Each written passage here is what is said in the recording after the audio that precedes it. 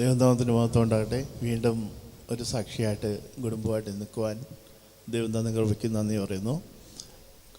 പങ്കാളി പറഞ്ഞതുപോലെ 2018 തൊട്ട് ഇങ്ങോട്ട് എനിക്ക് കിട്ടിയ ലൈഫ് ബോണസ് ലൈഫാണ്.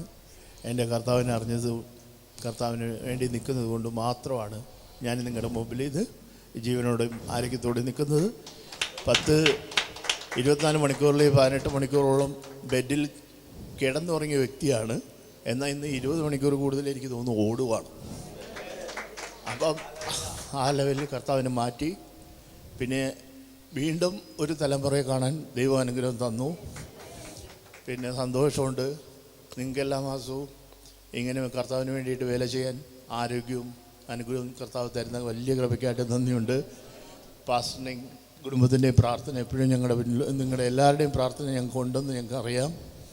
അപ്പോൾ ഞങ്ങളുടെ ഓരോ സംരംഭങ്ങളും നിങ്ങൾ ഭക്ഷണം കഴിച്ച് ഇഷ്ടമെന്ന് പറയുന്നത് പോലെ തന്നെ മറ്റുള്ളവരും അതറിഞ്ഞ് ഞങ്ങൾക്ക് ഓർഡറുകൾ തരാനും ഞങ്ങളെ കർത്താവ് അനുഗ്രഹിക്കാനും ചെയ്തു.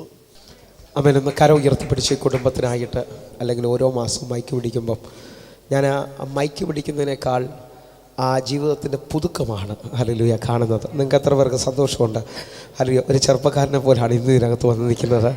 ഹല്ലേലൂയ. ഞാൻ കണ്ട് പേടിച്ച ദിവസങ്ങളുണ്ടായിരുന്നു കേട്ടോ.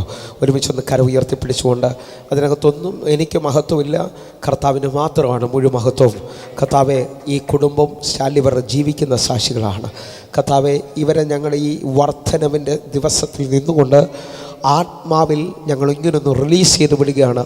പരക്കുക, വർദ്ധിക്കുക. കർത്താവ് നിങ്ങളെ അനുഗ്രഹിക്കട്ടെ. ആമേൻ, ആമേൻ, ആമേൻ.